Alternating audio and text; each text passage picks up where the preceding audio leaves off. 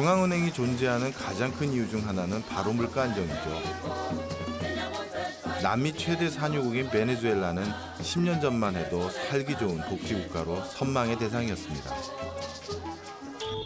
하지만 지금은 사정이 180도 달라졌죠. 세계에서 가장 위험한 나라에 선정될 정도로 치안 부재 상황입니다. 거리 곳곳에 군인들이 보초를 설 정도입니다. 석유 가격이 폭락하고 물가가 치솟으면서 하이퍼 인플레이션이 발생했는데요. 생필품 가격이 폭등하면서 약탈까지 벌어졌습니다. 극도로 불안해진 사회, 그 현장을 찾아와 봤습니다. 교수님, 드디어 저희가 베네수엘라에 왔습니다. 네, 맞습니다. 도착했습니다. 근데 제가 도착하자마자 놀란 게요. 네. 교수님 혹시 방탄차 방송하면서 타보신 적 있어요? 방탄차를 타본 게 처음입니다. 이게 지금 저희가 타고 있는 이 차가 방탄차라고 네. 합니다. 네, 유리가 상당히 두꺼운 것 같습니다. 뒤에는 이게 철판으로 뒤를 막아놨어요. 네, 전혀 안 보이네요. 예. 네. 그리고 이 앞에서 우리 운전을 도와주시는 분이 네네. 단순히 운전만 하시는 분이 아니라 네. 전문 경원이라고 합니다. 네, 아주 포스가 상당하십니다. 저희가 이 방송도 중요하지만 네. 일단 안전하게 돌아가는 게 맞습니다. 중요할 것 같습니다. 네. 정치적, 경제적 불안정 속에 베네수엘라 국민들은 어떻게 살아가고 있을까요? 허기진 배도 채우고 실물 경제도 알아볼 겸 빵가게에 들렸습니다. 하이퍼 인플레이션이라는데 빵 하나의 가격은 얼마나 할까요? 이게 대체 얼마인가요? 발효빵 반 조각에 무려 45,000 볼리바르입니다. 월 최저임금이 15만 볼리바르라고 하는데 빵이 너무 비싸죠. 네, 교수님, 이제 결제를 한번 해볼까요? 네, 그러시죠. 네. 5달러를 들여봤는데요. Con esto. ¿Te puedo dar bolívares de vuelto? Ya pasa. 볼리바르로 원하는지 달러로 원하는지. Está la traductora. Bolí- Dólar. 올리바레. Esto serían 200. Regale un pan de queso, 125. 네, 거짓돈을 볼리바를 받았습니다. 가보시죠. 잔돈을 받긴 받았는데 지폐 장수가 엄청납니다. 교수님, 잠시만요. 네, 들어오겠습니다. 저희가 5불을 내고 네. 빵 3개를 샀는데 네. 잔돈을 어떻게 받았냐면요. 2만 볼리바르를 하나, 둘, 셋, 넷, 다섯, 6개를 받고요. 12만 볼리바르. 예.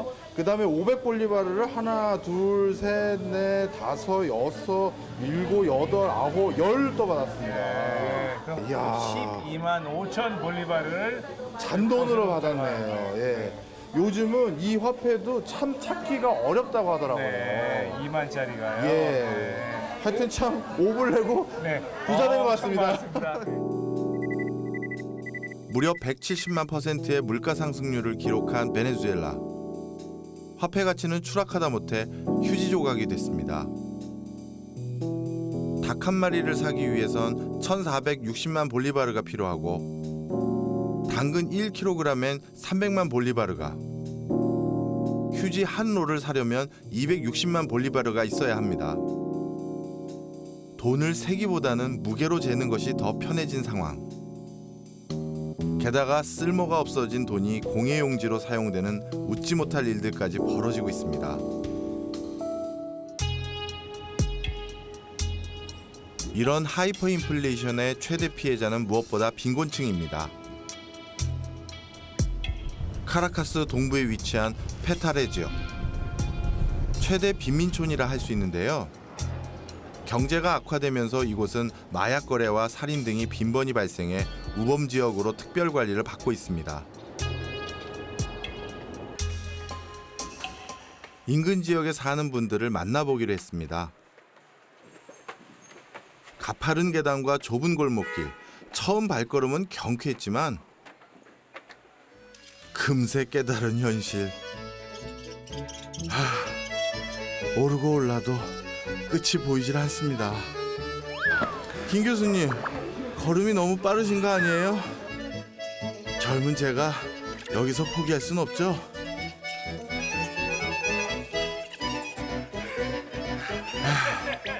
하지만 곧 한계가 왔습니다.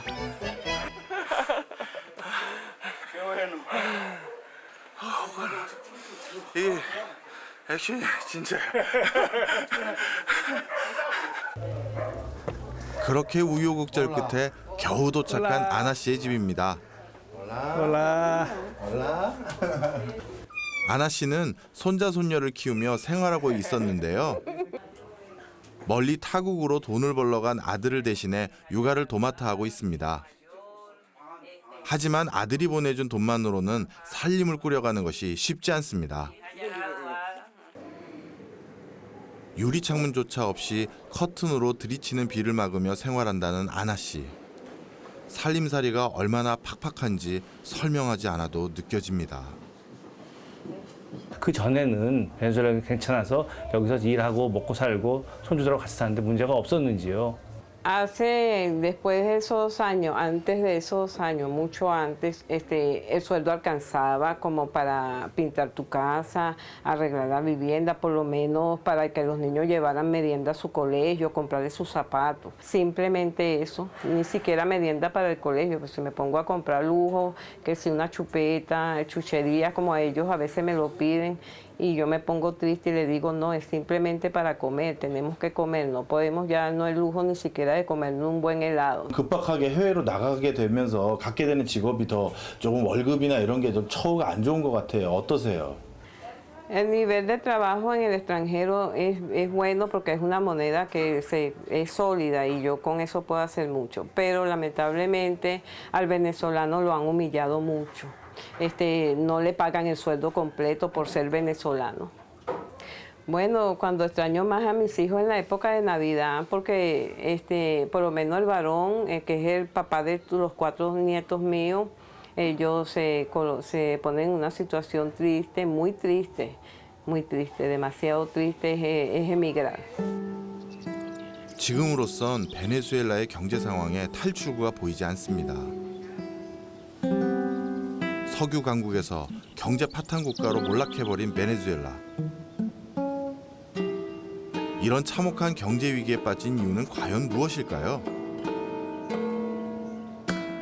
So if the nationalization or privatization, the buying those private company was the reason, what are the other factors like the oil price or inflation? Those must be a big factor as well in the downfall. Yeah.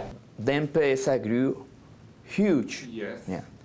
From that was in 2015. 15. Then the central bank had to print money Okay. to PDVSA To give, I see. and So began the financial emission to the Okay. deficit I see. to PDVSA. So was the central bank could independent until say 2010, like many other? We could say to 2014. 14. Yeah, because in 15 began this process. Okay, Yeah. giving money to the PDVSA. Yeah. 세계 1위 원유 매장량을 자랑하는 베네수엘라는 그동안 높은 원유 가격으로 경제적 풍요를 누렸습니다. 차베스 정권은 당시 복지 사업을 확장하며 국민들의 높은 지지를 얻었는데요. 하지만 국제 유가가 급락하면서 부채가 빠른 속도로 증가했고 화폐를 마구잡이로 찍어내면서 하이퍼 인플레이션이 발생했습니다. 결국 화폐 가치 추락으로 사회는 혼란에 빠졌고 정치 경제적으로 위험한 국가가 되고 말았습니다. La hiperinflación en Venezuela vino dado precisamente por un país que no producía, sino que era monoproductor y recibió una cantidad de dinero y Chávez comenzó a través de las misiones a darle dinero a la gente sin producir, dinero inorgánico.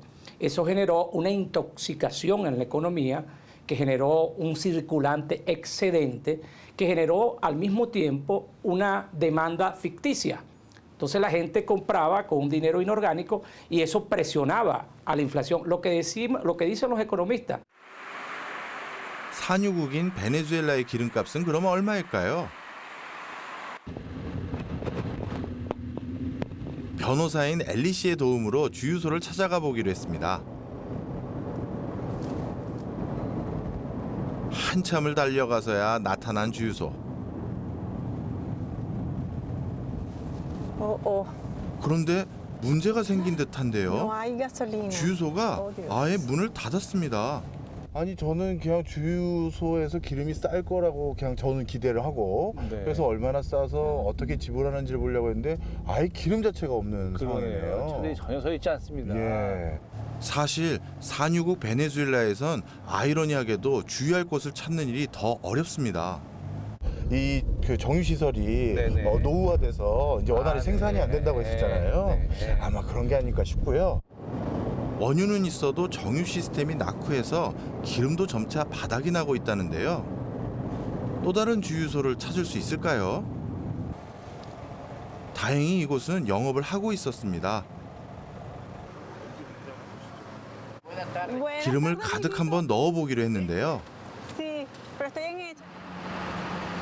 No tengo efectivo, señor. Importa, amiga, yo le regalo la gasolina. La gasolina en este país no vale nada. No importa, pero le voy a dar algo. Le voy a dar un si a su regalito. gusto, si a su gusto, agradecida, pues. De Gracias. todas maneras, estamos a la orden aquí. Gracias. Con riado, sin riado. Gracias, gracias, un Damos la millón. gasolina al pueblo. Con un caramelo. 다들 놀라셨죠? 33리터 기름을 넣고 칫솔로 석유값을 지불하다니 눈으로 직접 보고도 믿겨지질 않습니다. 변호사님이 네. 뭔가 저 잔돈이 없다라고 하시면서 결제를 칫솔로 하신 네, 거잖아요. 그래서 얼마짜리가 받는데 돈이 아니라 칫솔이네요. 칫솔을 주셨어요. 네네. 그것도 기름이 이게 한 30m 들어가는 그 네, 차일 텐데 30m 그러면 그 아까 저 주유원들은 도대체 월급도 제대로 못 받는 건가 아니면 뭘로 먹고 사는 건가요? Con lo que le da, o sea, la gente, ellos viven con lo que le da la gente de propina. De eso, a veces le dan un paquete de arroz, un paquete de leche y esto para ellos son felices.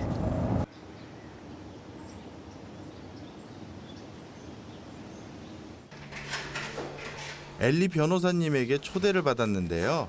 중산층이라 할 수 있는 변호사님의 생활은 또 어떨지 궁금해졌습니다.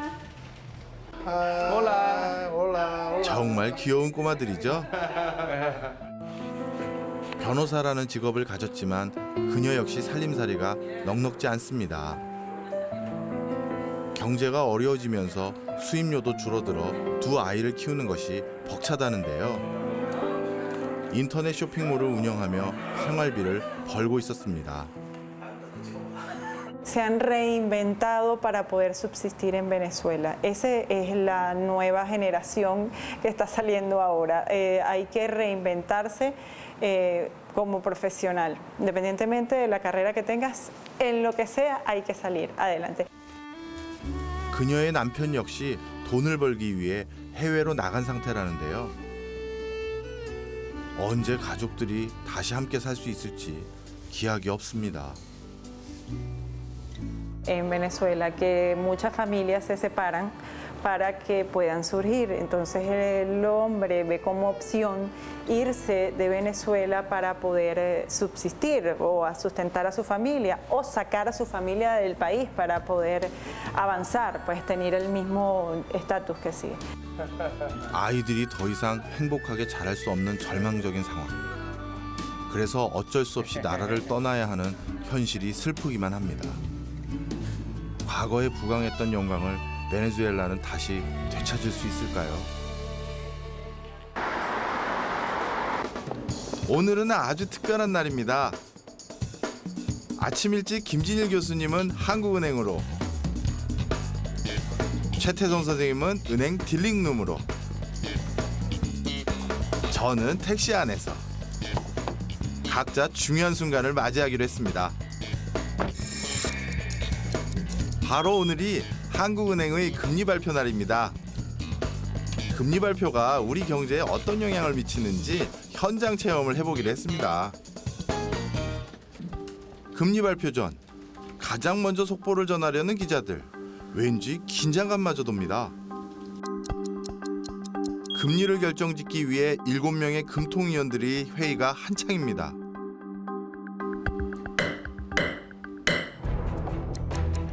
드디어 금리가 결정되고 기자들의 손이 빨라집니다.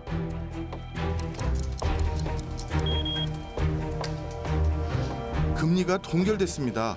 기자들이 관련 기사들과 분석들을 내놓기 시작합니다. 그렇다면 금리 동결은 시장에선 어떤 영향을 미칠까요? 여기 지금 바로 지금 기사가 떴어요. 한번 보시죠. 주요 뉴스들인데 가장 맨 위에 기준금리 0.75% 동결 한국은행이라는 메시지가 바로 떴습니다. 코로나19로 인해 금리 변동에 대한 관심이 더욱 높아지고 있는데요. 235% 조인할게요. 3개월 235%. 그렇다면 금리 발표는 금융시장에 어떤 영향을 미칠까요? 즉각적인 반응이 나타났습니다. 처음에 금통의 결정, 즉 금리 동결했을 때 금리 가격이 많이 떨어졌습니다. 금리 동결 발표가 나자마자 채권 가격이 급락했습니다. 금통위 발표 1시간 30분 후 이주열 한국은행 총재의 금리 발표 브리핑 시간이 이어집니다. 기준금리 결정에 대한 자세한 이유를 들을 수 있는 시간인데요.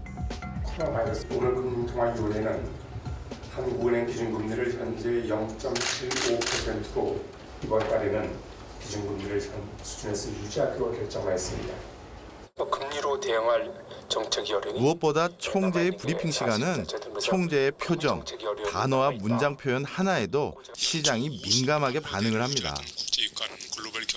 소수 의견, 금통위원들이 금리 인하를 2명 주장한 소수 의견을 뉴스가 나오면서 가격이 반등하기 시작했습니다. 금통위원 2명의 발언이 언급되자 채권 가격이 훌쩍 뛰어올랐습니다.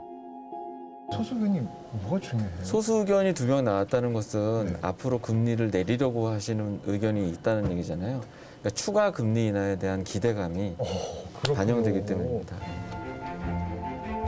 중앙은행의 기준금리 조절은 금융시장에 영향을 줄 뿐만 아니라 통화량을 조절하는 중요한 수단이 됩니다.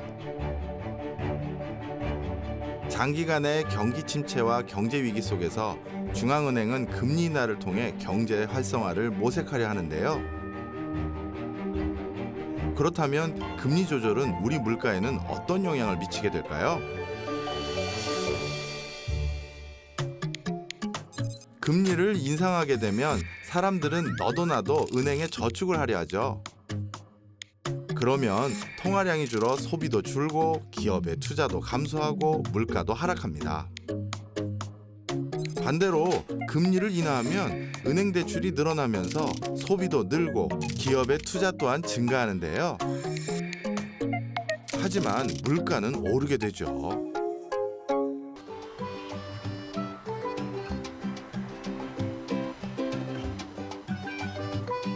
대한민국의 물가 변화, 그 30년간의 기록을 갖고 계신 김미숙 씨입니다.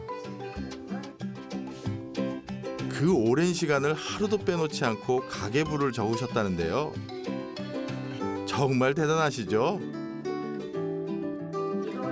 아코디언처럼 주르르 펼쳐진 종이엔 그동안 잊고 지냈던 대한민국 역사 속 물가들이 담겨 있습니다.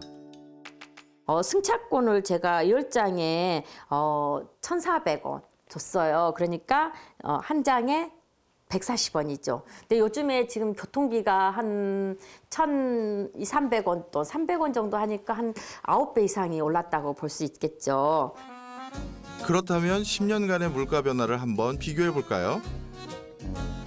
짜장면은 한 그릇에 2,700원에서 3,000원으로 그닥 차이가 없습니다. 이번엔 삼겹살 가격인데요. 100g으로 계산했을 때 92년도엔 450원, 98년도엔 768원, 2013년도엔 967원. 해마다 꾸준히 상승했습니다. 품목마다 다른 물가 상승률이지만 그래도 대부분 꾸준히 오르고 있는데요. 하지만 이와는 반대로 내리는 것이 있습니다. 바로 금리입니다. 제가 95년도 3월 28일 날 1,600만 원을 제가 입금을 시켰어요. 이게 1년 정도 나가지고 96년도 5월 28일 그러니까 다 받은 돈이 1,807만 5,324원을 받았어요. 207만 5천 원 정도가 1,600에 그렇게 붙었어요. 1년 해봤자 360만 원 정도 되는데 1,600에 그러니까 엄청 이자 센 거죠. 물가는 오르고 금리는 내리고 소비자 체감 물가가 높다고 느껴질 수밖에 없는 이유이기도 한데요. 그래서 중앙은행의 금리 조절이 우리의 삶을 좌우하는 중요한 정책이라 할 수 있습니다. 자, 지금까지 금리 조절의 이론을 배웠으니 실제로 금리 조절을 한번 해볼까요? 여기 재밌는 실험 하나를 준비했습니다. 자, 최태원 선생님, 이제 오늘 저희가 중앙은행의 기능도 배웠고 중앙은행이 기준금리를 바꿔가면서 그것이 경제 여러 파급 효과를 유발한다는 걸 배웠는데요. 우리가 그렇게 많이 배웠나요? 네. 그냥 가시면 안 되죠. 정말 제대로 배운지 확인을 해야 되지 않겠습니까? 네. 그래서 시험 문제만 내셨죠? 오늘은 시험 치십니다. 뭔데요? 자, 그래서 미국 연준의 지방은행 중에 한 곳에서 만들어낸 간단한 게임인데요. 그러니까 이 숫자가 일로 가면 금리를 낮춘 것이고 숫자가 일로 가면 금리를 높인 거가 되겠죠. 자, 이렇게 금리를 조정하게 되면 그것이 바로 실물 부분에 어떤 영향을 미치는지를 두 가지로 보려고 하는데요. 위에 나와 있는 이 파란색 선은 바로 실업률이에요. 실업률. 자, 그러면 금리를 예를 들어서 올리게 되면 실업률은 낮아지는지 올라가는지 그걸 맞추셔야 되고요. 자, 정신 차리셔야 됩니다. 자, 이거 제일 약해. 그다음에 금리를 그럼 올리게 되면 이 밑은 빨간색은 인플레이션인데요. 그럼 인플레이션, 물가 상승률은 더 올라가는지 낮아지는지 이걸 맞추시면 되는 거예요. 조금 더 재밌게 만들어 드리면요. 네네네네. 네, 지금 최태원 선생님이 새로 연준의 의장이 되셨습니다. 이야, 축하드립니다. 임명됐습니다. 축하드립니다. 저한테 떨어진 미션은 지금 실업률을 약간 올리고 약간 올려서 5로 가게 하고 5로 가게 하고 인플레이션을 약간 낮춰서 2로 가게 하는 2로 가게 하라. 네, 네. 야, 이런 거를 금리를 통해서 조절이 가능하단 말이네요. 이게 지금 그동안 계속 그 얘기를 해왔어요. 그걸로 완벽하게는 안 됩니다. 경기가 지금 너무 좋은 상태야. 그렇죠. 네, 우리 아빠가 실직할 수 있는 가능성을 만들어야 된다는 얘기죠. 올라가려면 그러면 돈이 많이 돌지 않아야 돼. 그러면 은행으로 자꾸 들어와야 된다는 얘기죠. 그렇죠. 들어오게 유인을 하려면 내가 저축을 해야 되니까 금리가 올라가야 돼. 자, 저는 그러면 지금 4.68에서 5%를 올려야 되고 발표 시간 다가옵니다. 네. 4.0. 4.0이죠. 신문기자들이 기다리고 있습니다. 네, 알겠습니다. 자, 그러면 트럼프 대통령이 트위터를 했어요. 빨리 하라고. 0.25 갖고는 이건 안 움직일 것 같고 5% 올리겠습니다. 4.5 가겠습니다. 4.5. 4.5. 갑니다. 자, 4.5%로 금리를 조절해보는 최태성 연준 의장님. 과연 결과는 어떨까요? 가고요. 안 되네. 택도 없네. 아직 택도 없습니다. 택도 없네요. 자, 더 과감해진 신임 연준 의장님. 6%로 금리를 급 상승시켜 보시는데요. 결과는 올라왔어. 21년입니다. 됐습니다. 근데 뭐라 그러냐면 실질 이자율이 올라서 성장이 조금 둔화되고 있다. 그러네요. 살짝 핵심은 5.75였네. 핵심은 5.75였네. 아마 제 생각에는 너무 급격히 제가 올려서 그 효과가 1년 후에 나타난 거죠. 시차가 있거든요. 어떻게 네.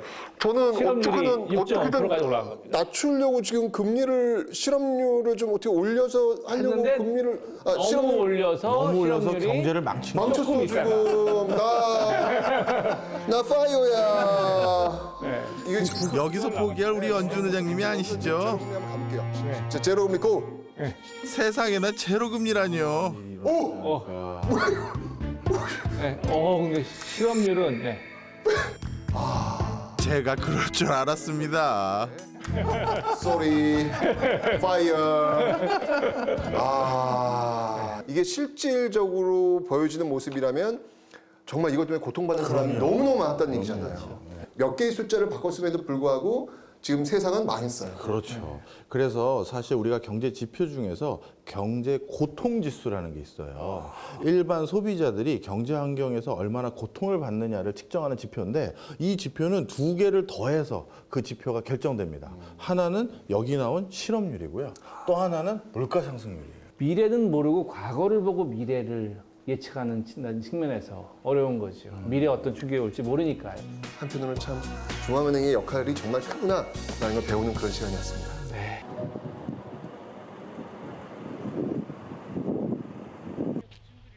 오늘도 부지런히 수업을 가는 천경철 씨. 아이들을 만나러 가는 시간이 가장 행복하고 즐겁습니다. 그는 방문학습지 교사입니다. 누구보다 열정적으로 수업을 가르치는 그는 아이들에게 인기 만점 선생님. 그 덕에 쉬지 않고 20년 넘게 일할 수 있었습니다. 계속 짖다가 고기를 결국 물속에 빠뜨려. 그러나 그 역시 고민이 생겼습니다. 전 세계가 다 힘든 상황인데 특히 저희 어떤 학습지나 학원, 특히 특수고용지 노동자들은 가장 피부로 제일 먼저 와닿는 그 직종에 있습니다. 그 가계비를 줄일 때 제일 첫 번째 1순위가 학습지 중단입니다. 최근 회원 수가 40% 이상 줄면서 수업 중단으로 인한 교재들이 방 안 가득 쌓였습니다. 문제는 주인 잃은 교재들의 양만큼 천경철 씨의 경제적 부담도 더 커지고 있다는 건데요. 학생 수의 감소만큼 차액 일부를 회사에 대납해야 하는 불합리한 제도로 그는 더 위기에 내몰리고 있습니다. 저희는 특수고용직이기 때문에 월급제가 아니라 회원들이 내는 회비에서 수수료를 가져가는 그런 구조로 되어 있습니다. 회사에서는 그 줄어든 수를 다 받아주는 게 아닙니다. 어느 정도 선에서만 받아주고 나머지는 너희들이 알아서 해라. 그렇기 때문에 일반 교사들이 그 나머지 회원들에서 대납하는 경우가 있죠. 한 달에 일해서 버는 돈은 약 250만 원. 하지만 지금은 학생 수가 줄어 180만 원도 채 벌지 못합니다. 매일 학부모들로부터 수업 중단 문자 통지를 받고 있다는 그는 들어둔 예금을 모두 해약할 만큼 생활고에 시달리고 있습니다. 그 역시 한 가정의 가장이다 보니 어깨가 무거울 수밖에 없죠. 지금 고민은 많습니다. 제가 이 일을 계속 해야 되는지 아니면 다른 이직을 생각해야 되는지 고민은 많은데 근데 지금 당장 나라 전체가 어려우니까 다른 곳을 이직하기도 힘든 상황이고 언제 종결될지 알 수 없는 코로나 사태로 불안감이 커져가고 있는데요. 한 명의 회원이라도 늘리기 위해 그는 전단지까지 돌리고 있습니다.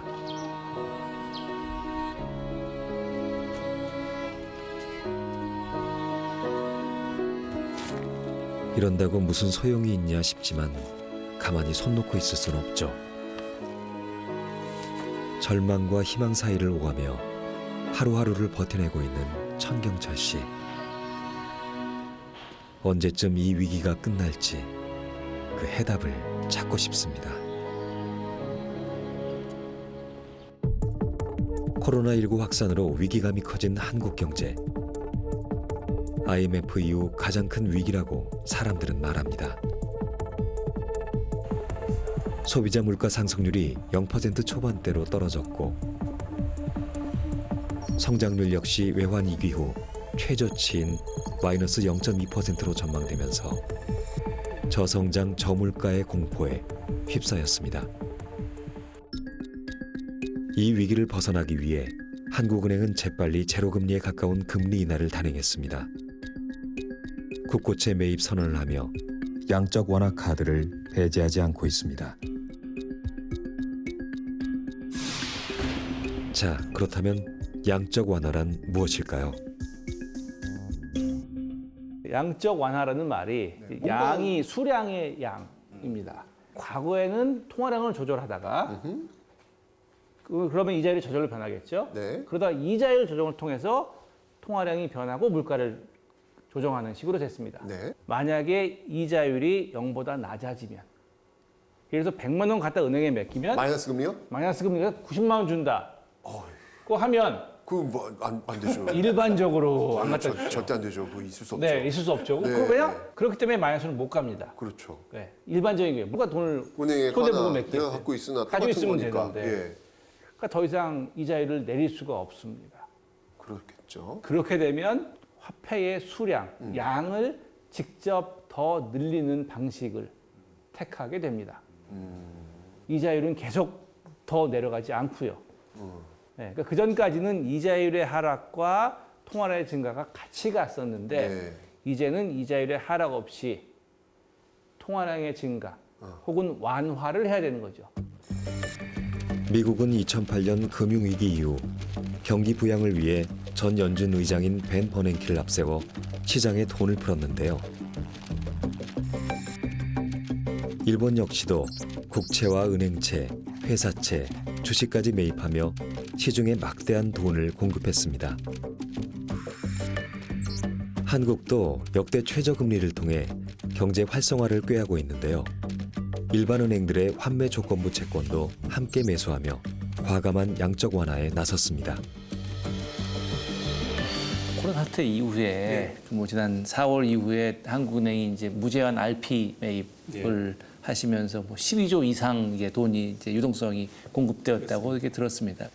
RP 매입 시에 지금까지 한국은행은 저희들이 빌려줄 금액 총량을 미리 정해놓고 이제 경쟁 입찰을 실시합니다. 그래서 높은 금리를 제시한 금융회사 순으로 자금을 빌려줬었는데 근데 지난 4월부터 우리 도입한 소위 그 무제한 RP 매입이라고 하는 것은 저희들이 그 금리만 미리 정해놓습니다. 금리를 정해놓고 그 금리로 금융회사가 필요로 하는 자금은 전액 한도 없이 빌려주는 그런 제도입니다. 그래서 통상은 빌려줄 총량을 정했었는데 이번에는 금리만 정해놓고 그 필요로 하는 그 돈은 다 제공하는.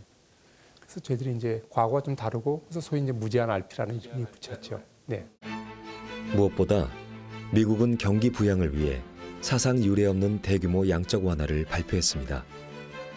2조 2천억 달러, 우리 돈 약 2,700조 원에 달하는 재정 부양책을 내세운 것입니다. Well, thank you all very much. It's a very important day. I'll sign the single biggest economic relief package in American history, and that's keeping our country strong and our jobs strong.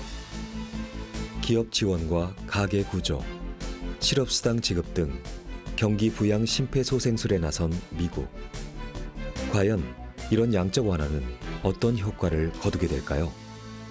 Of no cash flow, so no revenues coming in, and so therefore that's why it's very important for the government, for the Federal Reserve, for all the central banks around the world to offer up those temporary loans, that temporary cash, in order to keep the economy from really imploding and making this a much deeper and stronger type of recession or even a depression.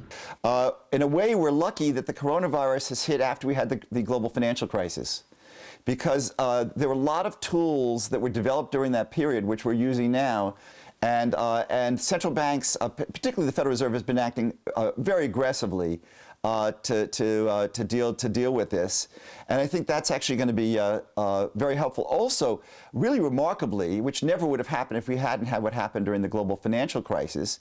So I think that that in a strange way, we're lucky that this has happened after the global financial crisis and not before. 미국이 자국의 경기 부양을 위해 찍어낸 달러들. 이에 따라 환율이 요동칠 수밖에 없는데요. 극심한 환율 변동은 나비 효과처럼 엉뚱한 결과를 초래하기도 합니다. 특히 달러 의존도가 높은 나라들에겐 치명적일 수 있습니다. 자국 화폐인 페소 가치가 하락하면서 인플레이션 문제가 심각해진 아르헨티나.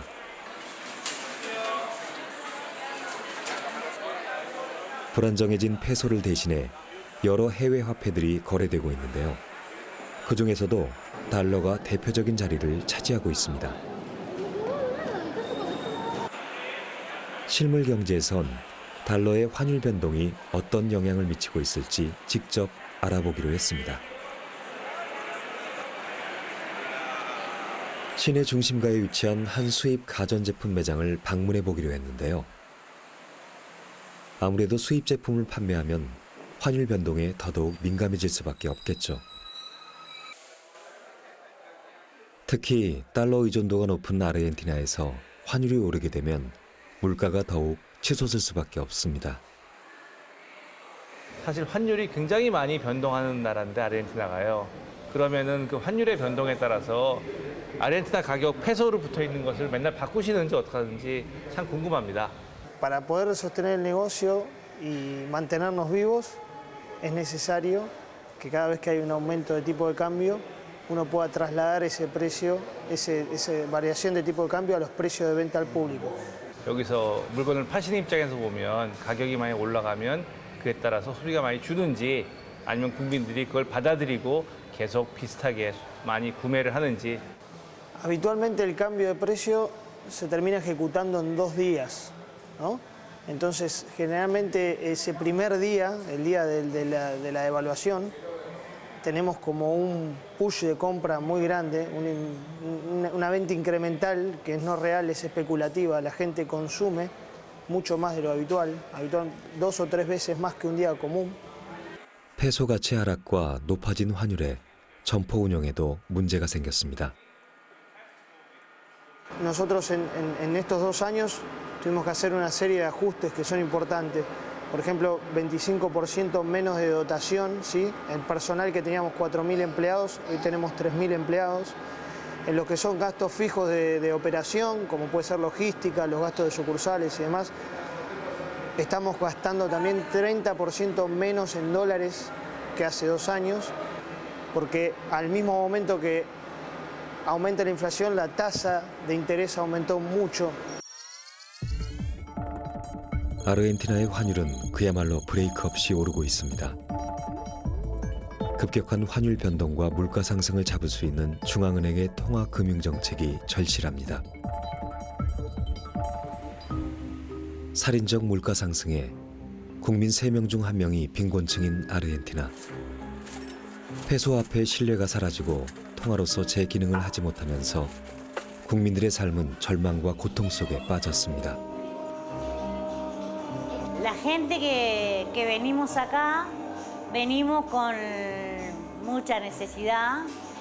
Después con el gobierno de Macri, sí ha venido gente de clase media, gente que hemos visto de que tenía un negocio chico y Macri lo fundió y están viniendo acá.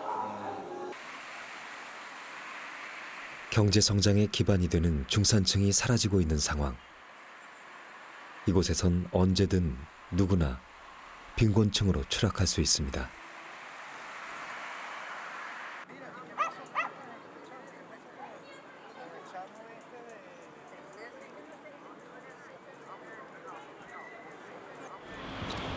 이 집인 것 같죠? 실제 중산층들의 삶은 어떤지 한 부부의 집을 방문해 보기로 했습니다.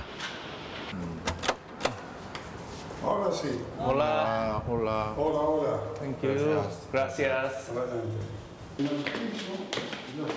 은퇴 후 연금을 받으며 생활하고 있다는데요.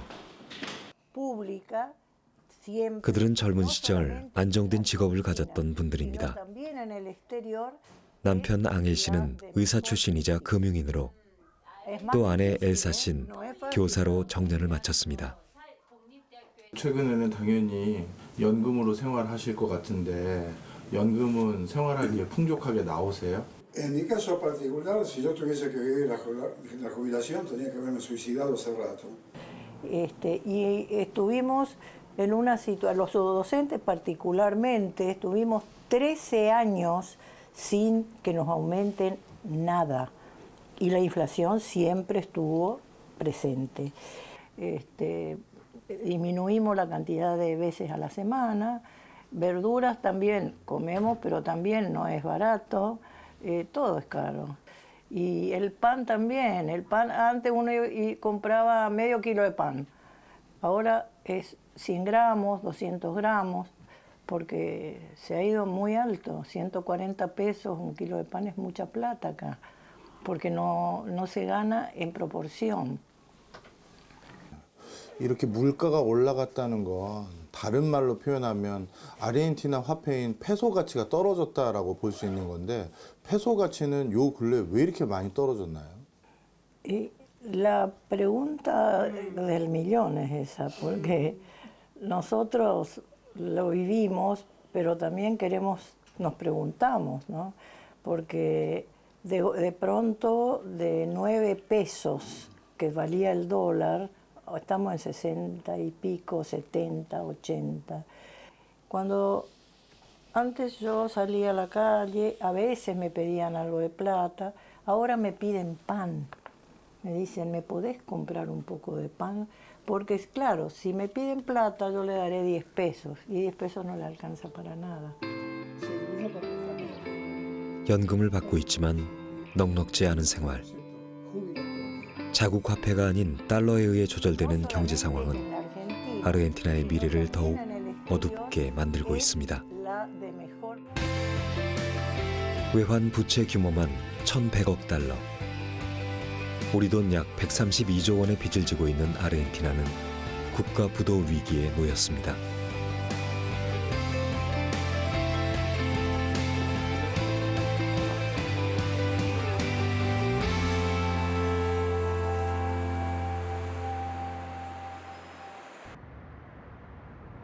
글로벌 시대, 전 세계 가장 강력한 영향력을 가진 화폐 달러. 그렇다면 한국은 급변하는 환율 변동에 어떤 영향을 받고 있을까요? 해외 수출입을 한다는 김포의 한 장난감 업체를 방문해 봤습니다. 네, 오늘 우리 멀리 왔어요. 꽤 왔습니다. 네, 좀 나와가지고요. 네. 네, 완구 업체에 왔습니다. 아, 오늘은 완구 업체입니까? 네, 완구 업체입니다. 저희 오늘은 완구 업체는 웬일로? 그냥 완구 업체 하시는 분들이 예. 수입하고 예. 수출하고 예. 아무래도 그런 일이 많다 보니까 환율에 민감하시고요. 네, 환율에 대한 현장을 보러 온 거군요. 그렇죠. 여기죠? 네, 들어가 보시죠. 예. 꽤 큰 규모의 업체인데요. 20년 넘게 장난감을 수입해 해외에 수출을 해왔다는 곳입니다. 사장님 오시느라고 고생하셨습니다. 감사합니다. 바쁜 시간 내주셔서 감사합니다. 어떻게 사는지 한번 보시는 것도 좋으시고. 맨 땅에서 건실한 중소기업으로 키우기까지 많은 우여곡절이 있었습니다. 저희가 지금 한 90가지 정도 됩니다. 전 제품. 네. 뭐 많이 하시는 분들은 네. 한 뭐 200가지, 300가지도 해요. 네. 97년 외환 위기 전까지는 한국에서 생산해 해외로 수출을 했다는데요. 이제는 수지 타산이 맞지 않아 중국에 생산 공장을 두고 국내로 수입을 해오고 있습니다. 해외 장난감 업체들과 치열한 경쟁을 벌이고 있다는 사장님. 그렇다면 기업 운영에 있어 환율은 어떤 영향을 주고 있을까요? 그 수입하시거나 그러면 중국의 결제는 주로 그 달러로 하시나요? 아니면 어느 나라 돈으로 하시나요? 이제 이거 주로 이제 US 달러로 보내죠. 달러로 주로 예, 보내시고. 주로 보내죠. 네. 그러면 이 US 달러를 보내다 보면 환율에 굉장히 민감하시겠어요. 환율에 많이 민감하죠. 그러니까 이제 아까도 말씀드렸지만 1,100원, 1,200원으로 저희가 단가를 계산했는데 네. 1,290원이 됐어. 네. 네. 그러면 1원짜리를 사면은 1,200원인데 1,290원이 돼버리잖아요. 네, 네. 1달러를 보내려면. 그렇지. 네.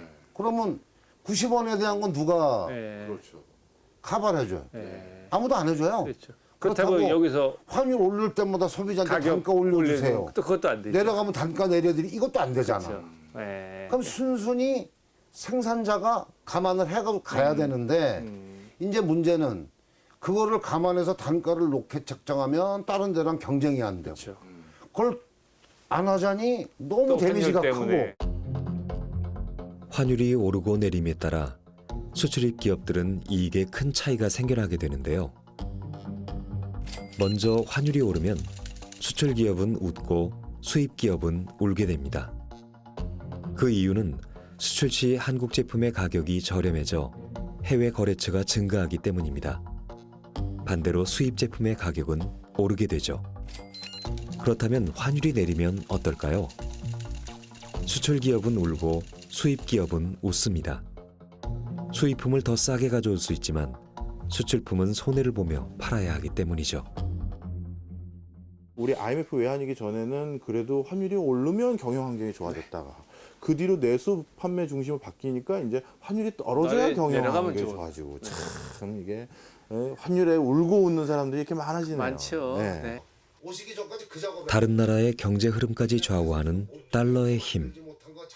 이것이 전 세계 기축통화라 불리는 달러의 막강 파워라 할 수 있습니다.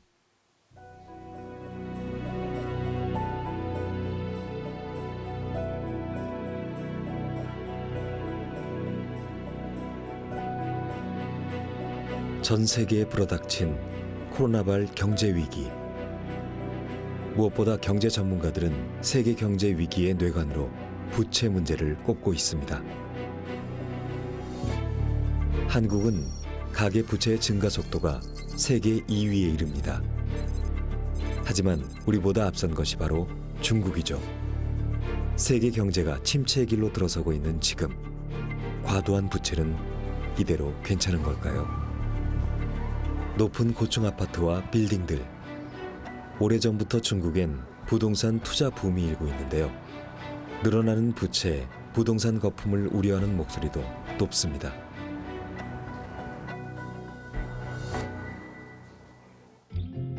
북경에 사는 리우웨이 씨 집입니다. 그는 대출로 집을 구입했습니다. 임금은 고정돼 있지만 집값은 하루가 다르게 껑충 뛰고 있기 때문인데요.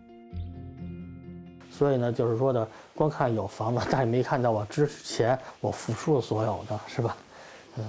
从今年1月份到今年的9月份，1分钱收入都没有。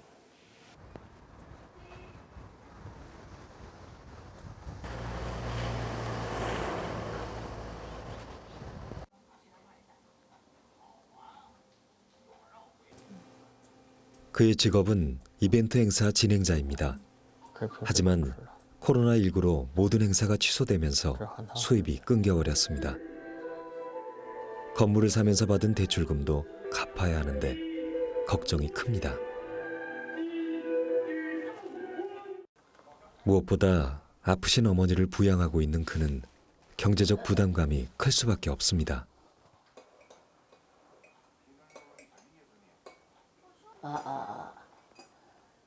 这时候他们俩还没结婚呢哈。对。原来你看我爸没了哈，是吧？我爸是2000年没的。那时候我爸每天的医药费，我爸每天医药费800块钱，那时候我1个月工资也才1000块钱。到最后我爸都没钱治病了，那怎么办？我妈说把房子卖了治病，就是这房子到最后能够保你命使。 就是你没钱了怎么办？不用卖房呗，卖房这最起码这。 중국의 총 부채는 지난해만 219조 1천 위안, 우리 돈 3경 7,800조 원이 넘는 어마어마한 규모입니다. 부동산 버블이 경제 붕괴의 시한폭탄이 될 수 있다는 우려도 엄청난 부채 규모 때문입니다. 바이홍샤 씨는 두 아이의 엄마입니다. 이혼 후 싱글맘으로 살아가고 있는 그녀에게 집은 희망입니다. 当时我记得我们去看的时候，是想说是压力这么大，那要不就不买了，有一套就行了，别把自己真的搞成房奴。但是去了那个环境，觉得当时价格还行，怕在以后买就是这么便宜的价格买不到。 하지만 그녀 역시 대출금 걱정이 커졌습니다. 영어 강사로 일하던 그녀는 코로나로 더 이상 근무를 할 수 없게 되면서 일자리가 끊겼고 경제적 어려움에 직면하고 있는 중입니다. 这几年我们还的本金基本上没有减少，还是剩差不多60万的贷款。 언제쯤 대출금을 모두 상환할 수 있을지 알 수 없습니다. 그녀가 대출로 무리하게 산 집은 인테리어도 하지 못하고 그대로 방치돼 있습니다. 임대를 내놓기 위해서라도 수리를 해야 하지만 당장 수리비가 없어 이러지도 저러지도 못하는 상황입니다.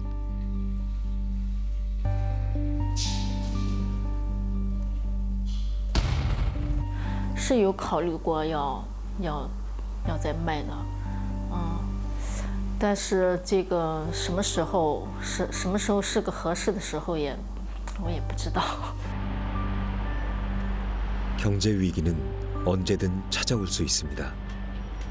누가 더 빠르게 그 위험에서 벗어나고 대처하느냐가 미래를 결정짓습니다. 15년간 이곳에서 김치찌개집을 운영했다는 김순옥 사장님. 맛집이라 소문이 나며 단골 손님들이 줄을 이었습니다. 하지만 오래 정든 이 가게를 접기로 했습니다.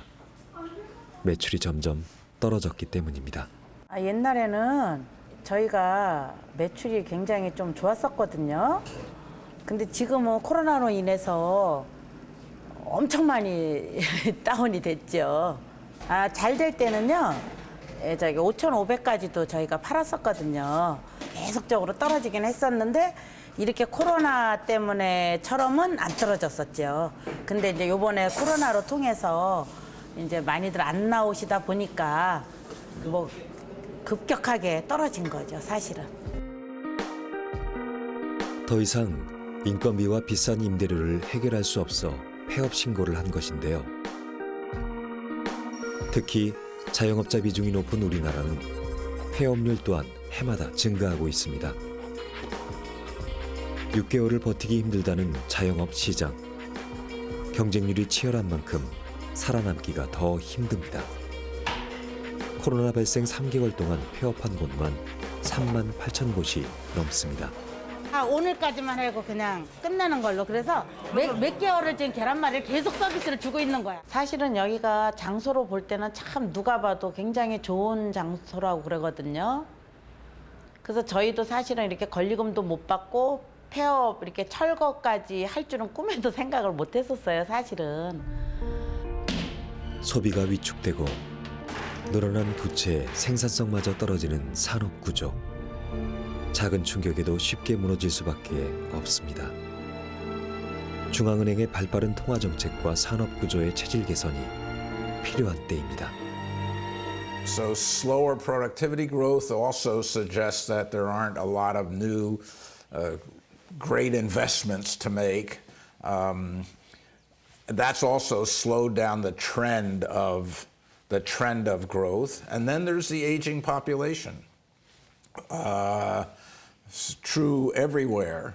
And as people retire, people don't follow my example. Here I am still working at age 77, but so I think the demographics, productivity, the weakness in capital spending all contributed to kind of a slower than expected recovery from the global financial crisis. So it's like building up, it's like you can't predict the size of the waves in the ocean that will come, but you maybe can build the walls. And it's really about how high you build the walls. Right. And the higher you want them, that costs more, but you're safer. Right. The lower they are, you're less safe. So you have this choice of how high you want to build that wall. And that's like, how high do you want capital to be? It's going to something's going to happen. It's going to be the thing that hurts you is the thing you didn't anticipate. And so you just want to make sure the system has enough resources and internal resilience to absorb that shock and not itself then turn around and make that shock, the effects of that shock worse. So that's in some sense the basis for how you think post-crisis, post-global financial crisis.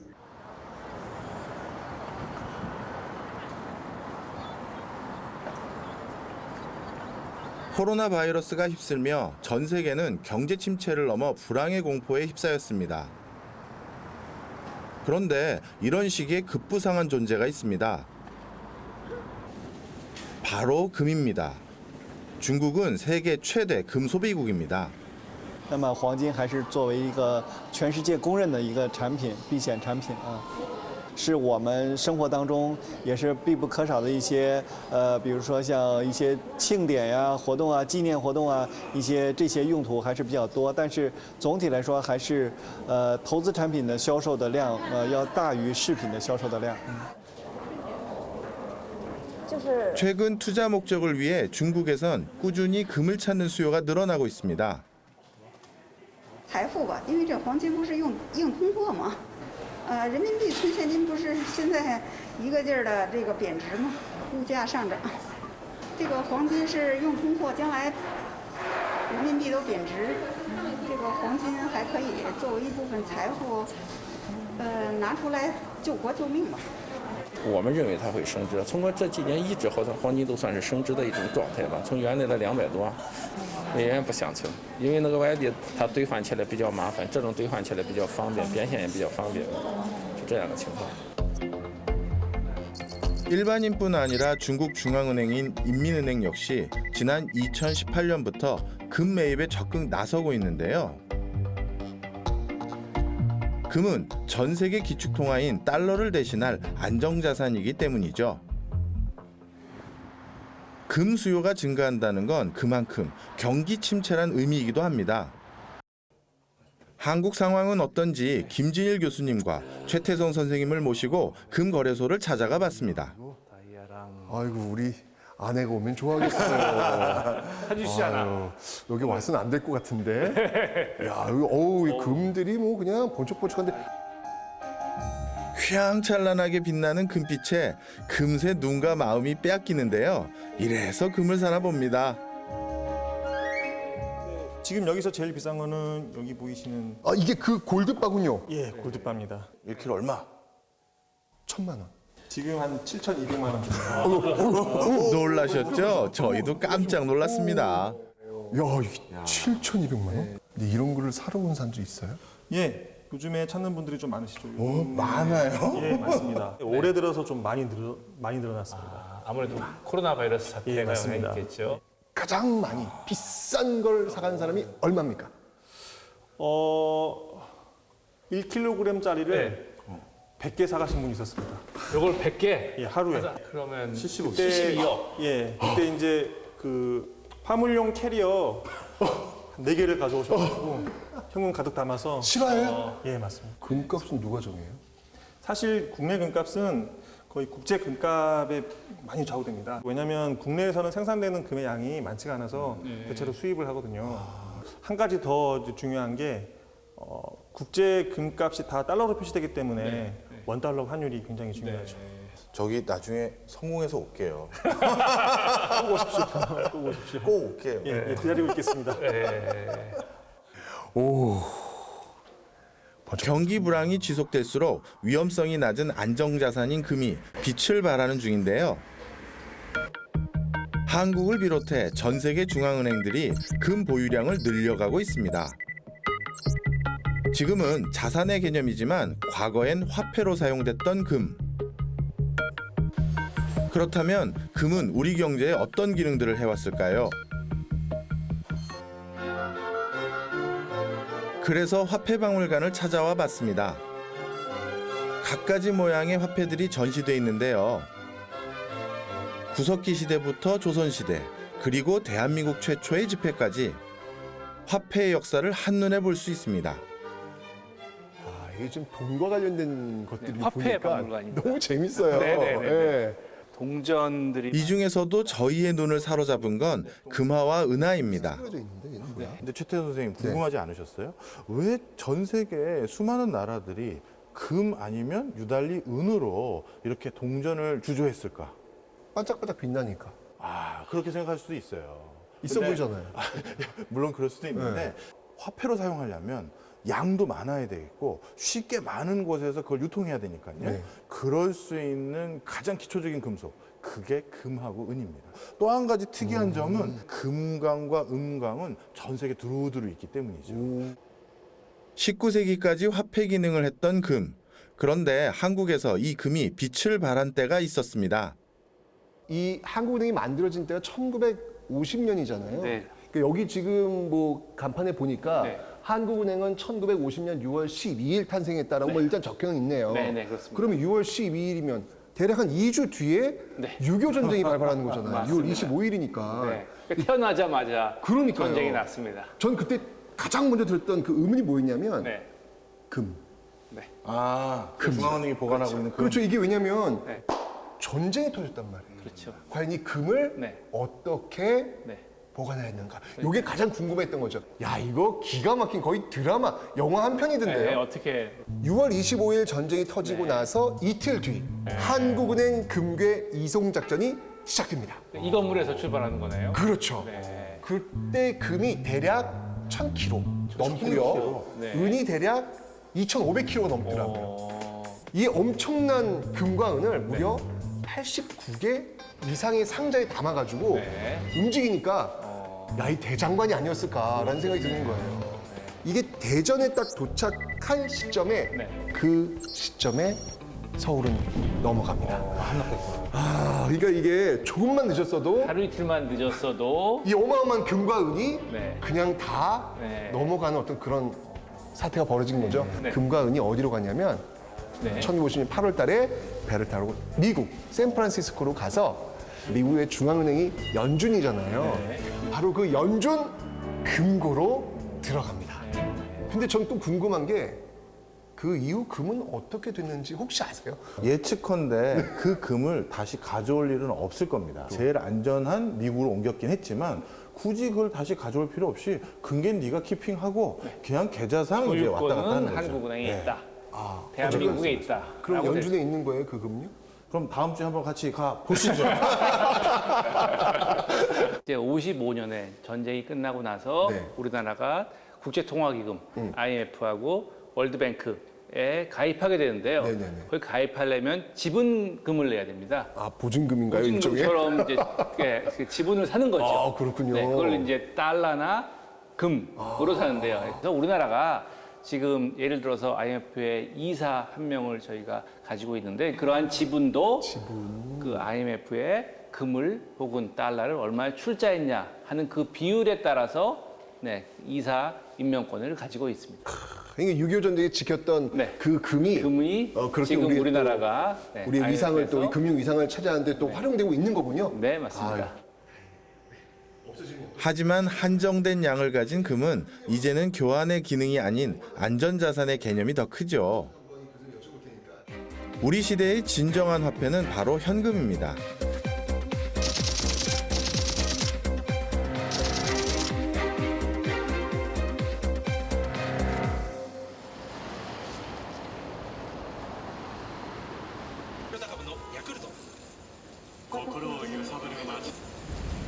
도쿄 시내에 위치한 우동 가게입니다. 코로나19 이전엔 손님들로 발디딜 틈 없이 붐비던 맛집이라는데요. 보기만 해도 군침이 돕니다. 이곳은 선결제 방식인데요. 이분은 잔돈까지 딱 맞게 준비해 오셨네요.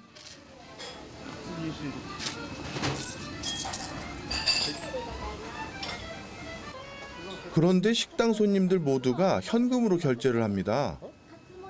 이유가 뭘까요? 現金はだから毎日自分のお財布の中で会計がすぐ分かる。こういうカードとかペイペイとか電子マネー使って怖い。カードではキャッシュレスでは対応できないような病気だとか、そういう病院にかかるとかそういうのもあるんで、現金は常に持ってある。 일본의 현금 사용 비중은 다른 나라와 비교해서 월등히 높습니다. 민간 소비 지출 중 현금 결제 비중이 48.2%인데요. 특히 현금 지불 방식이 불편하지 않고 사회가 고령화되고 부채를 기피하는 문화가 있기 때문이죠. 그런데 사실 더 큰 이유는 일본의 오랜 경기 침체입니다. 장롱 속 현금이란 말이 있을 정도로 오랜 불황에 소비 심리가 위축되고 있는 일본은 쓸 만큼만 쓰고 아껴 쓰자는 분위기가 팽배해지면서 현금에 대한 의존도가 더 높아졌습니다. ほとんど現金な気がしますね。まあ、カード使うと請求は後からなんで、仕事の関係ですごい収入が少なかった月とかカード使わざるを得ない月もあるんですよね。だからそれって後々請求が結局来るわけで、そこで苦しむことになるんですけど。 옥탑방에 살고 있는 의류 모델인 요시하루 씨는 절약 정신이 투철합니다. 냉동고엔 저렴한 가격에 대량으로 구입한 음식들이 가득한데요. 豚バラこれは鶏もも肉です。でここにいっぱいカレーがあるんですけど、これは、安いところで大量に買ってきたやつを調理して大量に作ってラッピングして冷凍してる感じです。ここに 30食分ぐらい入ってて残り 수입은 늘지 않고 체감 물가는 높고 팍팍한 경제 사정 때문에 요시하루 씨는 절약하는 습관이 몸에 배었습니다. 인터넷에서 주문한 물건이 도착했는데요. 이거 역시 현금으로 계산합니다. 지폐 꺼내랴 동전 지불하랴 손이 바쁩니다.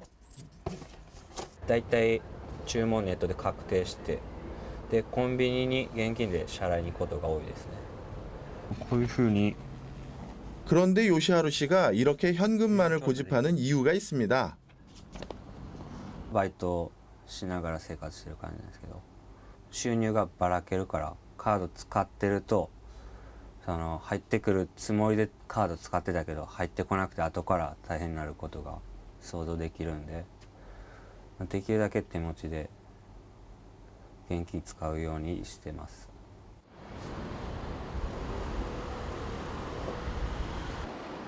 오랜만에 친구들 앞에서 요리 솜씨 좀 뽐내봤습니다.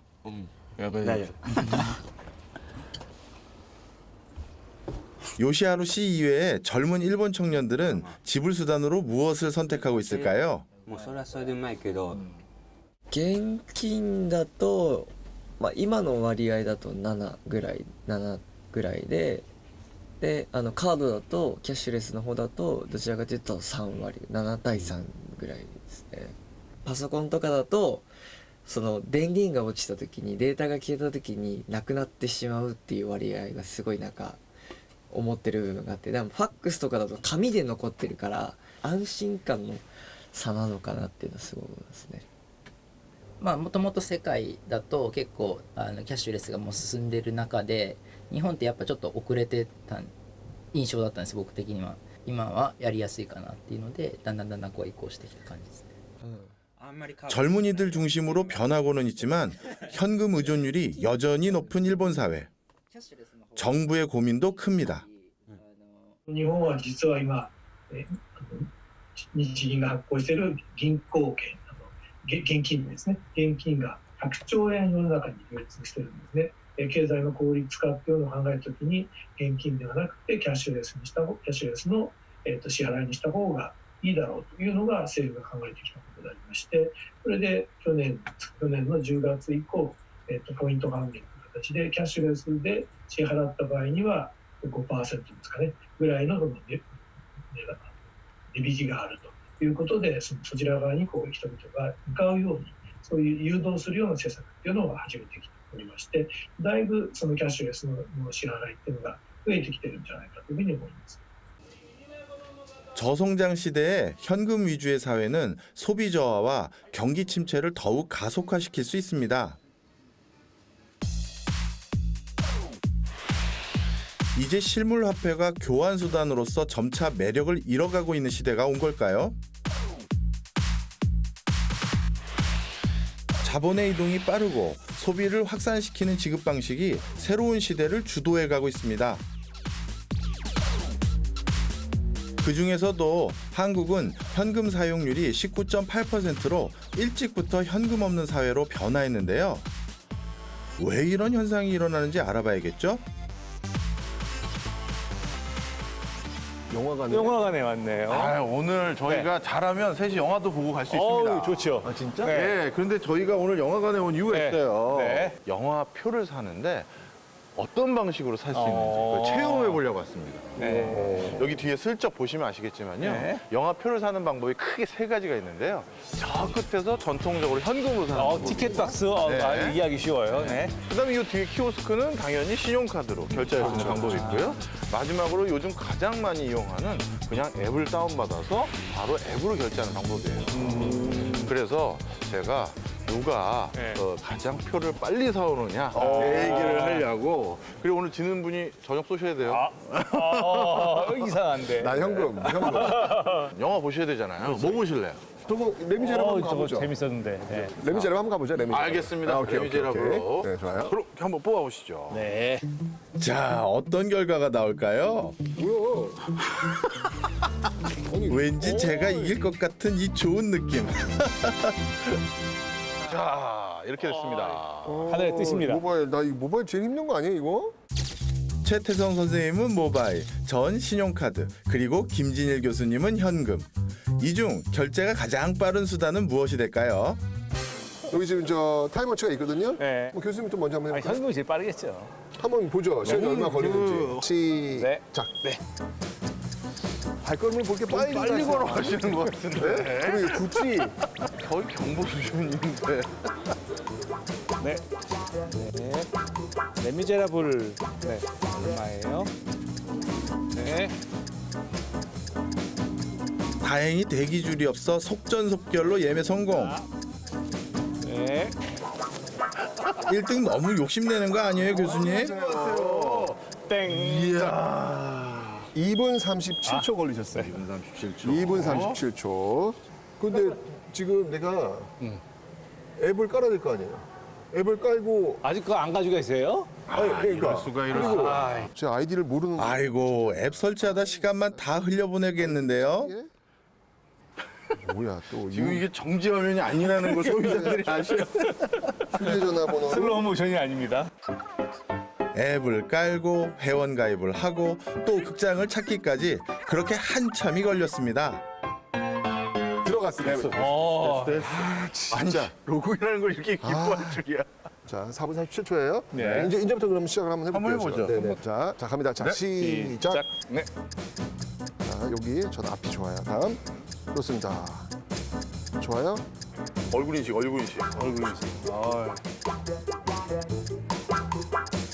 대박. 예스. 몇 분? 예스. 1분 50초. 대박. 1분 51초. 1분 51초. 정확히 7분. 와. 딱 오겠습니다. 어디가 있겠죠? 자, 이번엔 제 차례입니다. 자, 시작. 천천히 가세요. 나름 얼리 어댑터. 앞선 사용자인 제가 질 순 없죠. 근데 왜 이렇게 빠르네요?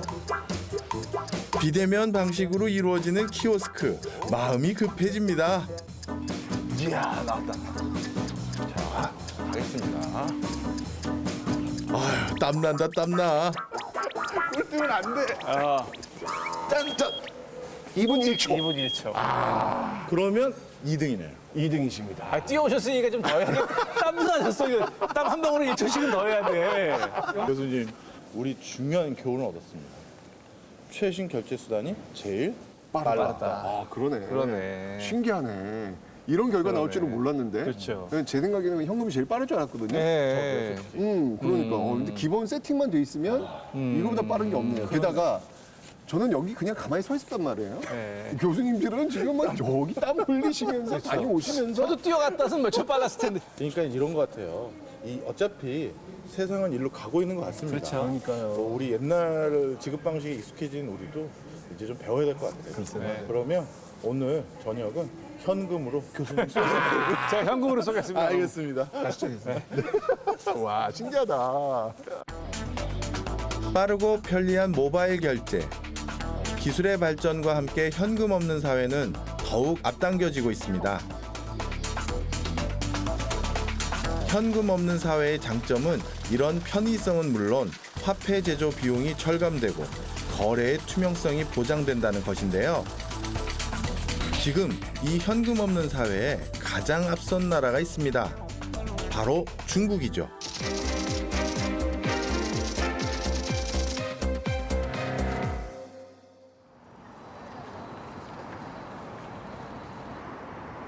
자전거 공화국이라 불리는 중국에선 공유 자전거가 인기입니다.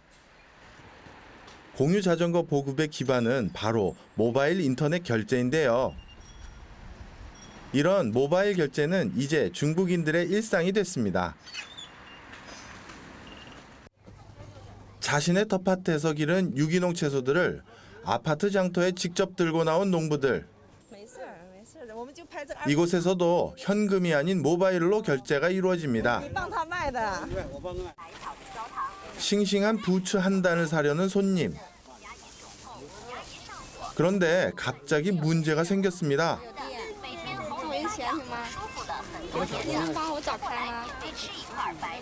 손님이 모바일이 아닌 현금을 내민 것입니다.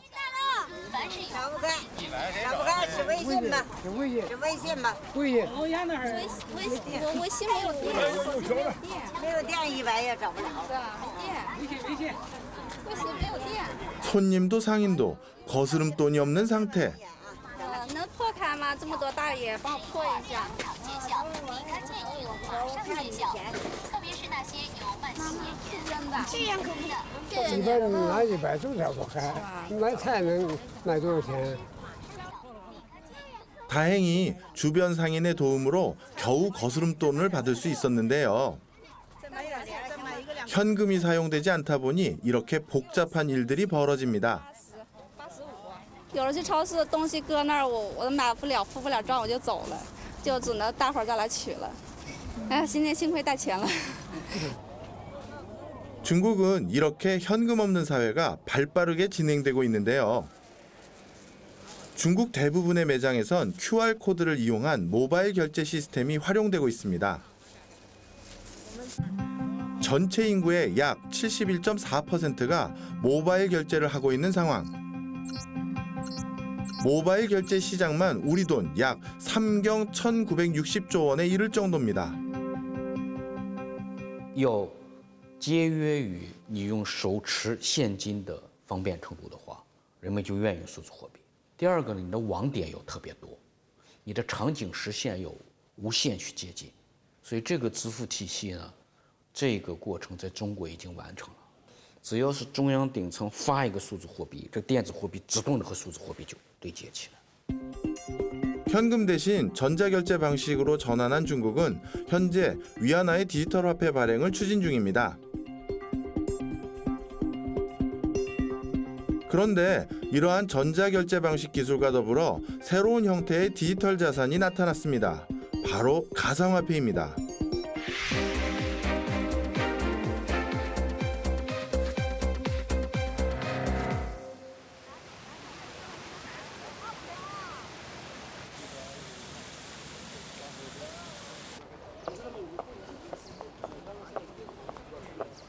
比如说中国人可能就直接就叫我九妹了。那么我觉得在这个行业当中，因为我是在2017年的8月底是开始就是接触比特币，就是大家流传着这样一句话，叫做币圈1天人间10年。发明它的人也是一个很厉害的。我觉得比特币它真的是有可能是可以改变世界的。 금융회사에 다니는 평범한 직장인이었던 주메이 씨는 이제 가상화폐를 온라인으로 소개하고 투자 분석을 하는 회사를 운영 중입니다. Hello， 大家好，我是九妹，欢迎大家来到了我们的这个小视频时间了。Hello， 大家好。 구독자만 91만 명, 대단하죠. 그런데 왜 그녀는 가상화폐를 하게 된 걸까요? 那么当时的话，我的收入 在直播最高的一天就大概是收入14万左右。现在比特币的价格是7500美金嘛，也就相当于是5万多人民币一个。我现在应该是在300左右，大概1500万这样的一个状态。 가상화폐가 그녀에게 부를 안겨주는 듯 보이지만 실제로는 많은 위험을 감수해야 하기도 합니다. 我们可以看到，从2月13号开始啊，比特币它的最高点是1万美金左右，那么跌到最低点的时候是3800美金，在这一点上，我的资产直接缩水了70%，所以说它的波动率是非常大的。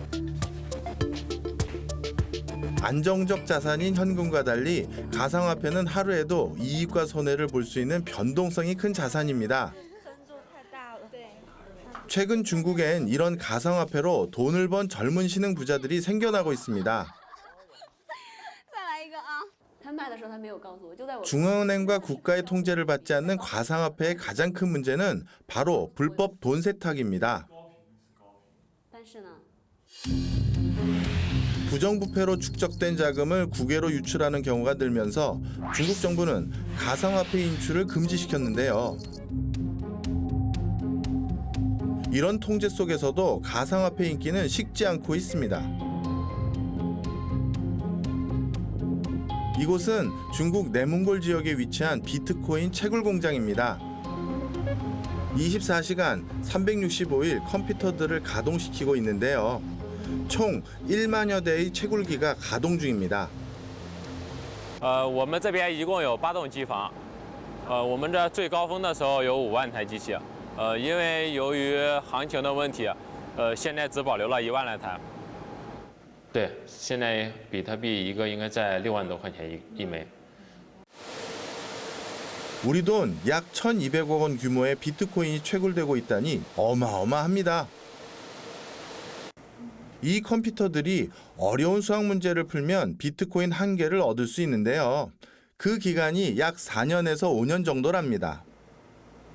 因为每台那个机器的算力是有限的，所以说用多台同时进行挖矿，人民币的序列号，这段数字是打乱的，谁把它组成就是正确的数字上传到区块以后，然后区块会自动奖励这个机器的一个那个币，所以说就是这种原理。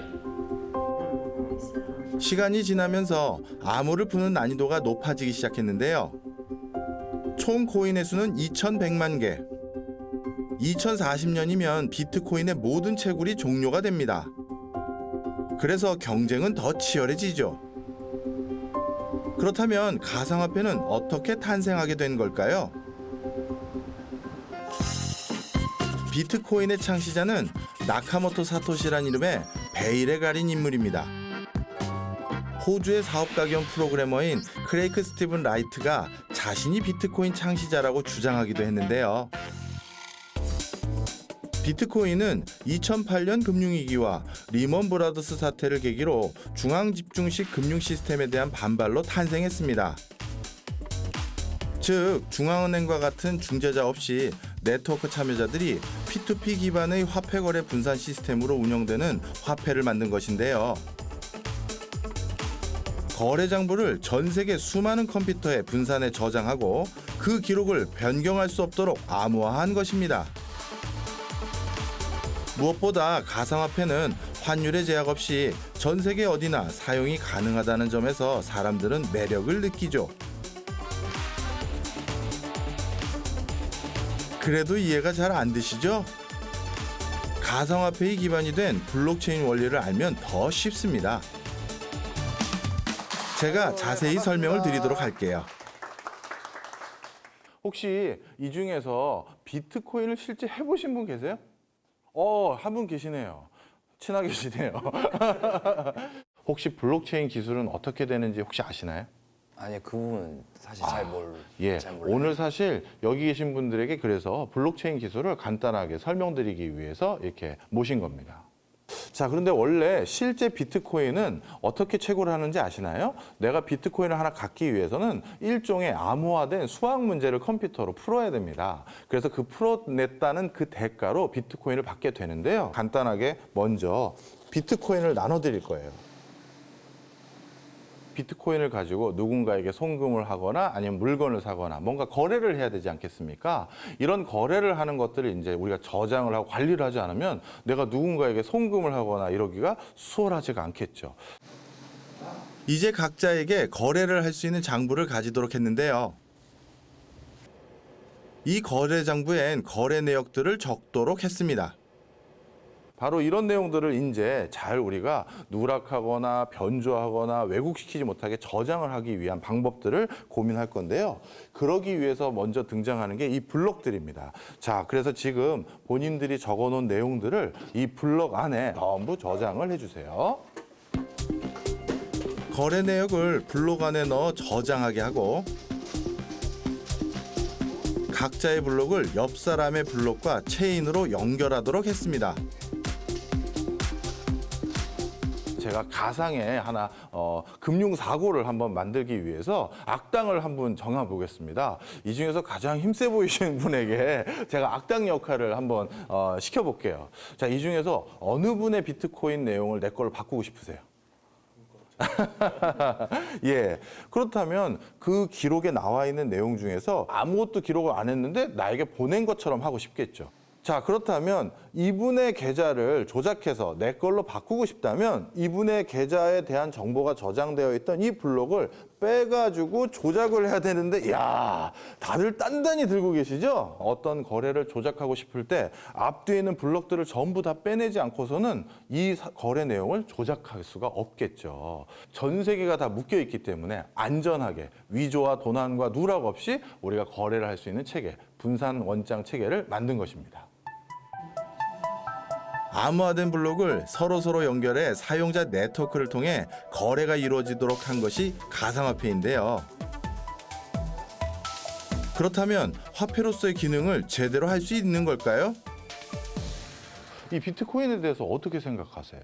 사실 그게 조금 불안한 감도 되게 크긴 해요. 실제 화폐가 아니라는 느낌이 항상 있으니까. 예, 맞습니다. 이게 무슨 경제적 가치가 있고 무슨 그 자체가 가치를 내재하고 있느냐, 이런 것들에 대해서 처음에 공격을 되게 많이 받았습니다. 근데 놀랍게도 초반에 이렇게 비트코인에 대해서 다양한 논란의 여지가 있었었는데 누군가가 슬슬 비트코인을 받고 물건을 내주기 시작했어요. 나에게 비트코인을 주면 내가 커피를 팔겠습니다. 아니면 내가 이 옷을 갖다 드리겠습니다. 그것이 다른 것과 매매가 되면서 슬슬 가치를 인정받기 시작했다. 이렇게 말씀드립니다. 정말 이 바야흐로 현금 없는 시대가 도래했어요. 네, 맞습니다. 네, 제가 오늘 교수님들한테 제가 식사하고 음료를 대접할 텐데 비트코인으로 제가 결제하겠습니다. 원하셨어요. 신세계를 한번 경험해 보시죠. 알겠습니다. 네. 과연 비트코인으로 결제가 가능할까요? 한 카페에서 주문을 해봤습니다. 비트코인 가입 매장이라는데요. 와우, 초스피드로 결제 완료!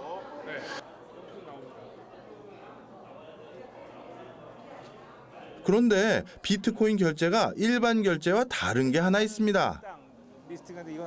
비트코인으로는 첫 번째 저희가 샀을 때는 0.00263949고요. 두 번째 샀을 때는 0.00264465로 가격이 올랐어요. 그러니까 단 1분 차이로 이렇게 결제 금액이 달라진 겁니다. 엄청난 변동성이죠? 그래서 사실 우리가 가상화폐를 결제할 때 가장 큰 문제점 중에 하나가 너무 변하니까 이걸 신뢰하기가 어려웠다고 생각을 하는 사람들이 많다라는 거죠. 근데 너무 심하다. 와, 같은 걸 샀는데 아니 우리가 주문한 그 시차가 1분이 채 안 돼요. 그럼요. 1분마다 계속 가격이 변하는 거야? 네.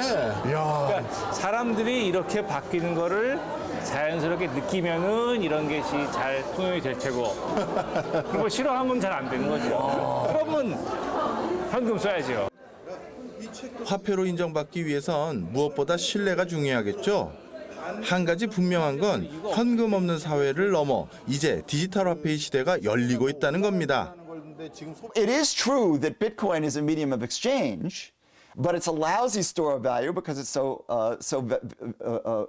volatile, and it's a lousy unit of account. So this whole hype about cryptocurrencies and that they're basically currencies and money is just not correct. They can be a medium of exchange, but they're not money. The central bank could create a digital currency, by the way, that is actually because they can make it the par value is 1-to-1 with the piece of paper, and so that can make a lot of sense. I don't think it's a really big change. It's just another form of way of allowing people to make payments.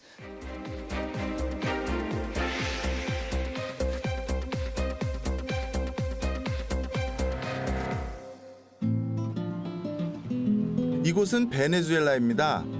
디지털 화폐 도입에 발빠르게 나서고 있다는데요. 베네수엘라는 하이퍼 인플레이션으로 자국 화폐인 볼리바르의 가치가 휴지 조각이 됐습니다. 그런데 중앙은행은 볼리바르의 대안으로 석유 기반의 디지털 화폐 페트로를 발행했습니다.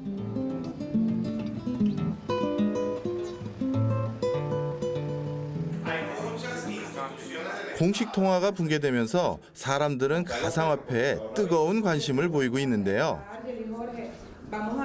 Desventaja de cripto, porque si la tienen, lo que hemos hablado, volatilidad. Eventualmente si sube o baja, porque todo el mundo es feliz cuando los precios suben de tu cripto, porque gana más plata. Pero cuando baja todo el mundo llora y quiere, esta es una estafa, salirme de esto.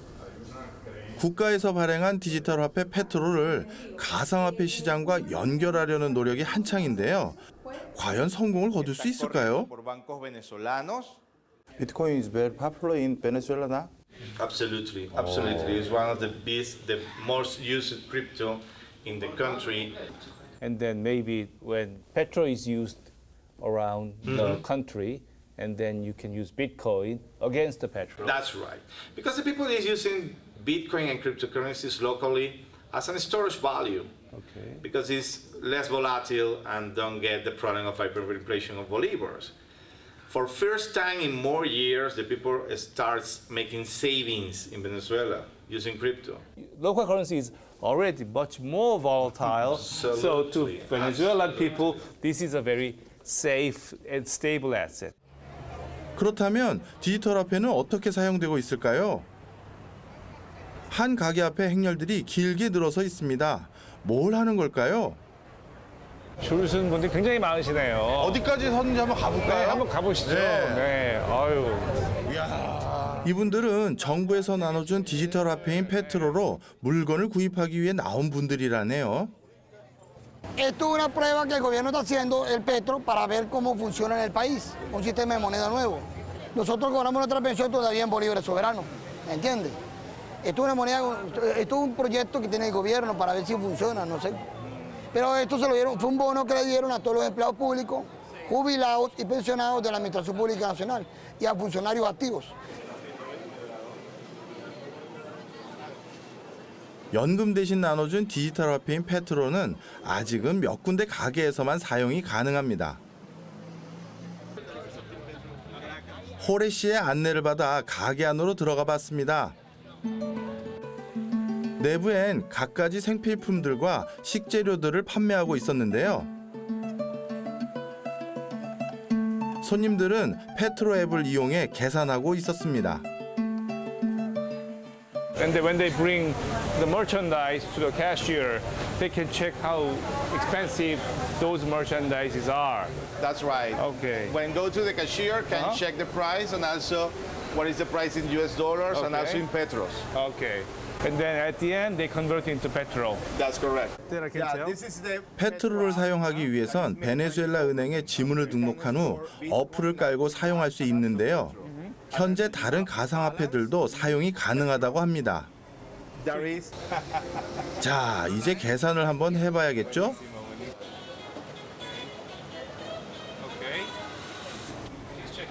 그런데 곧바로 결제되는 한국과 달리 시간이 좀 오래 걸립니다.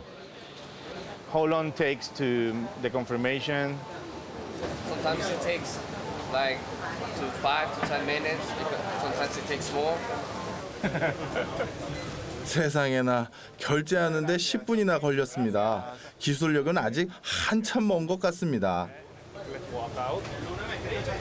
기술은 기술대로 발전해야 되고 사람들의 신뢰는 신뢰대로 얻어야 되고 그게 동시에 갈 때만 화폐제도라는 게 운영될 수 있는 걸 갖다가 보여줄 수 있는 굉장히 귀한 경험인 것 같습니다. 예, 저는 이 베네수엘라에서 가상화폐에 대한 미래의 시도들을 볼 줄은 정말 몰랐어요. 네. 국가 주도의 디지털 화폐 발행으로 화폐 개혁을 하려는 베네수엘라. 상황과 이유는 각기 다르지만 세계 여러 나라에서도 중앙은행 디지털 화폐인 CBDC를 준비하고 있습니다. 그중 선두주자가 바로 중국입니다. 무엇보다 중국은 디지털 위안화인 DCEP 상용화를 추진하고 있는데요. 현금 발행을 줄이고 숫자 입력만으로 돈이 거래되도록 하고 있습니다. 이러한 디지털 위안화는 국가가 돈의 흐름을 훤히 들여다볼 수 있는 기반이 됩니다. 즉, 금융시장의 중앙 통제가 더 강화될 수 있다는 의미입니다. 사실 이러한 강력한 행보 뒤엔 위안화를 달러와 경쟁할 세계 기축통화로 만들기 위한 중국의 속내가 숨어 있습니다.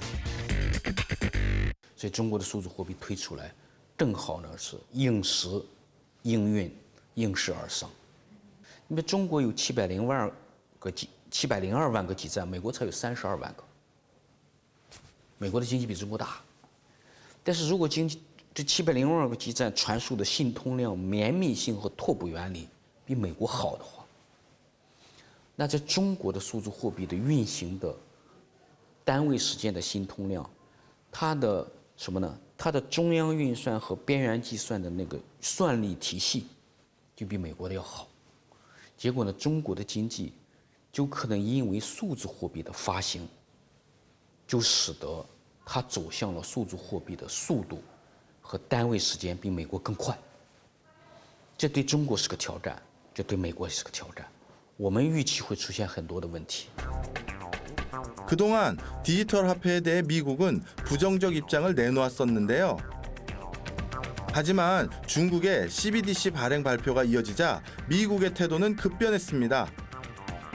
CBDC 개발의 필요성을 인식하고 검토하겠다는 입장을 발표했는데요.